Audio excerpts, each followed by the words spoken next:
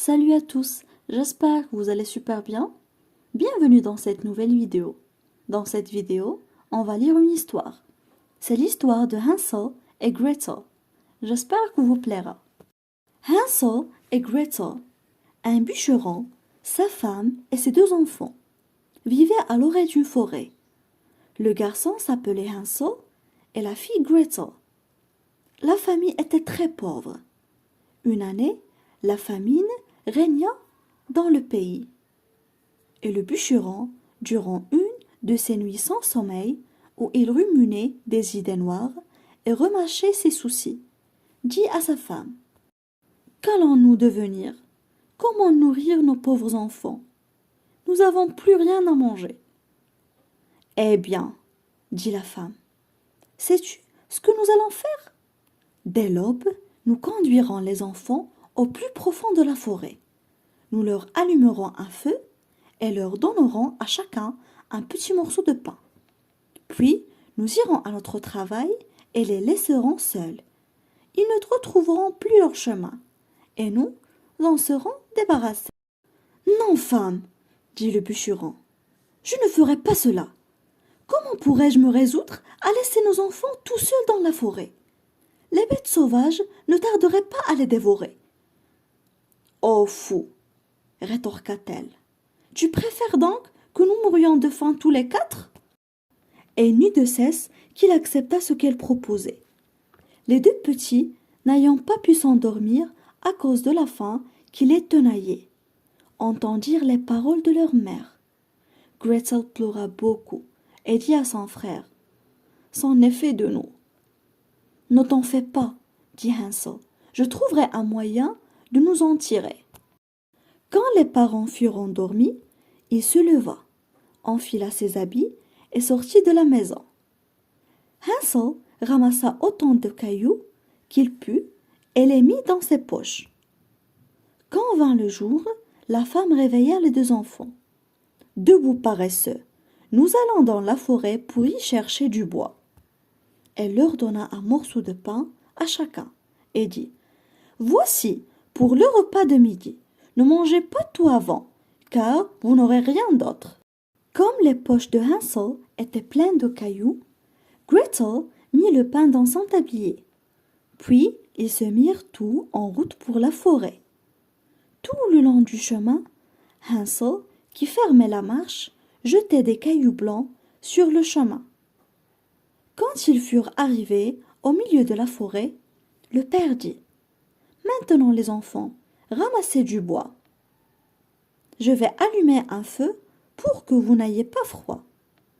Hansel et Gretel amassèrent des brindilles au sommet d'une petite colline. Quand on eut mis le feu et qu'il eut bien pris, la femme dit: Couchez-vous auprès de lui, les enfants, et reposez-vous. Nous allons abattre du bois.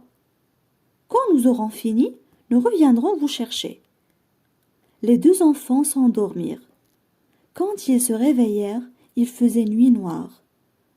Gretel se mit à pleurer et dit: Comment ferons-nous pour sortir de la forêt? Hansel la consola. Attends encore un peu, dit-il, jusqu'à ce que la lune soit levée. Alors nous retrouverons notre chemin. Quand la pleine lune brilla dans le ciel, il prit sa sœur par la main et suivit les petits cailloux blancs. Alors que le jour se levait, ils atteignirent la maison, ils frappèrent à la porte. La femme ouvrit et les vit. Elle dit: Méchants enfants, pourquoi avez-vous dormi si longtemps dans la forêt? Nous pensions que vous ne reviendrez jamais. Leur père, lui, se réjouit, car il avait le cœur lourd de les avoir laissés seuls dans les bois. Peu de temps après, la misère régna de plus belle, et, une fois de plus, pendant la nuit, les enfants entendirent ce que la mère disait. Il ne reste plus rien à manger, une demi-miche seulement. Il faut nous débarrasser des enfants. Nous les conduirons encore plus profondément dans la forêt pour qu'ils ne puissent plus retrouver leur chemin. Il n'y a rien d'autre à faire. Quand les parents furent endormis, Hansel se leva avec l'intention d'aller ramasser de nouveau des cailloux. Mais la femme avait verrouillé la porte et le garçon ne put sortir. Il consola cependant sa petite sœur. Ne pleure pas, Gretel. Dors tranquille. Le bon Dieu nous aidera. Tôt le matin, la mère fit lever les enfants. Elle leur donna un morceau de pain, plus petit encore que l'autre fois. Parvenus dans la forêt, les parents laissèrent les enfants pour aller couper du bois. Le soir, Hansel et Gretel firent du feu. Puis ils dormirent. Et la soirée passa sans que personne ne revint auprès d'eux. Ils réveillèrent au milieu de la nuit, et Hansel consola sa petite sœur disant « Attends que la lune se lève, Gretel. Nous retrouverons le chemin de la maison. » Quand la lune se leva, ils se mirent en route. Mais les deux enfants marchèrent toute la nuit et le jour suivant, sans trouver à sortir de la forêt. Ils mouraient de faim, n'ayant à se mettre sous la dent que quelques baies. Ils étaient si fatigués que leurs jambes ne voulaient plus les porter. Ils se couchèrent au pied d'un arbre et s'endormirent. Ils reprirent leur marche, s'enfonçant toujours plus avant dans la forêt. À midi, ils virent un joli oiseau sur une branche, blanc comme neige. Il chantait si bien que les enfants s'arrêtèrent pour l'écouter. Quand il eut fini, il déploya ses ailes et vola devant eux. Ils le suivirent jusqu'à une petite maison sur le toit, de laquelle le bel oiseau blanc se percha. Quand ils s'en approchèrent, ils virent qu'elle était faite de pain et recouverte de gâteaux. Les fenêtres étaient en sucre. « Nous allons nous régaler, » dit Hansel, « et faire un repas béni de Dieu. Je vais manger un morceau du toit. Il a l'air d'être bon. » Hansel grimpa sur le toit et en arracha une petite portion pour goûter. Gretel se mit à lécher les carreaux. Tout à coup, la porte s'ouvrit et une femme, vieille comme les pierres, s'appuyant sur une canne, sortit de la maison. Hansel et Gretel eurent si peur qu'ils laissèrent tomber tout ce qu'ils tenaient dans leurs mains. La vieille secoua la tête et dit « Eh, chers enfants, qui vous a conduit ici? Entrez, venez chez moi.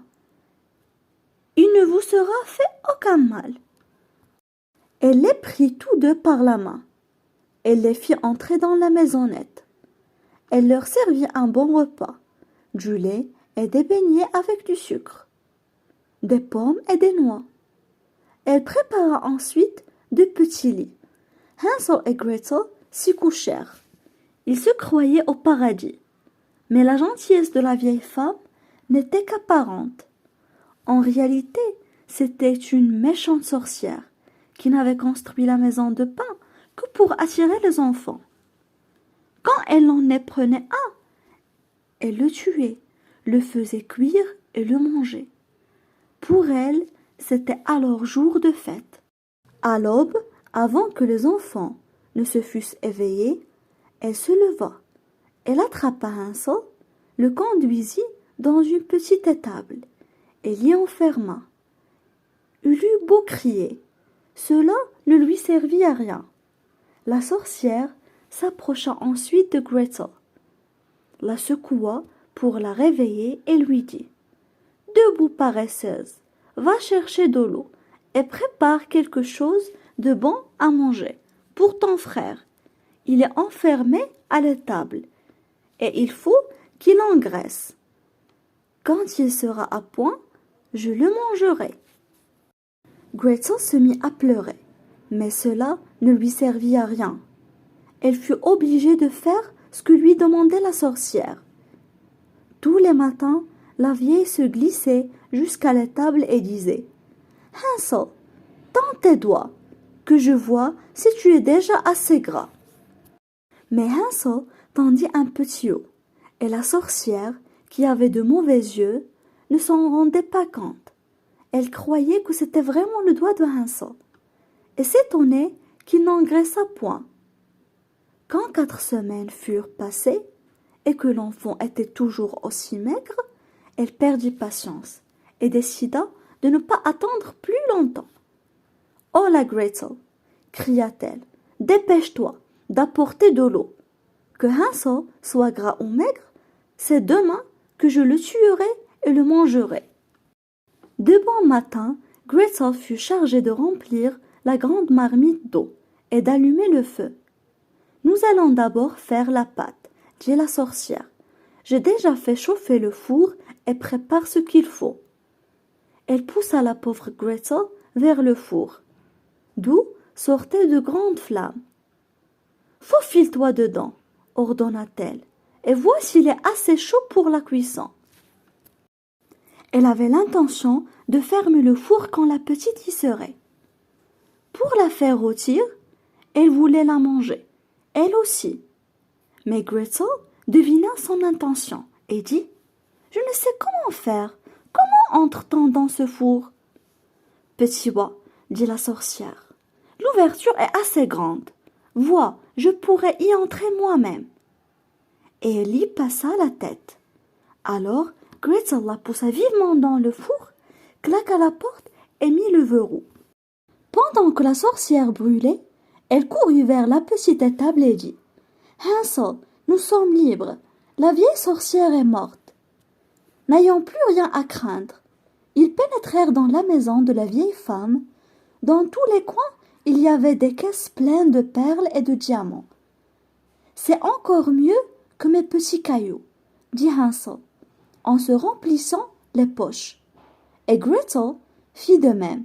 « Maintenant, il nous faut partir, » dit Hansel, « si nous voulons fuir cette forêt ensorcelée. » Au bout de plusieurs heures de marche, ils virent au loin leur maison. Ils se mirent à courir, se ruèrent dans la chambre de leurs parents et sautèrent au cou de leur père. Sa femme était morte entre-temps. Gretel secoua son tablier, et les perles et les diamants roulèrent à travers la chambre. Hansel en sortit d'autres de ses poches, par poignées. C'en était fini des soucis, ils vécurent heureux tous ensemble. J'espère que l'histoire vous plaira. Merci d'avoir regardé la vidéo et à la vidéo prochaine.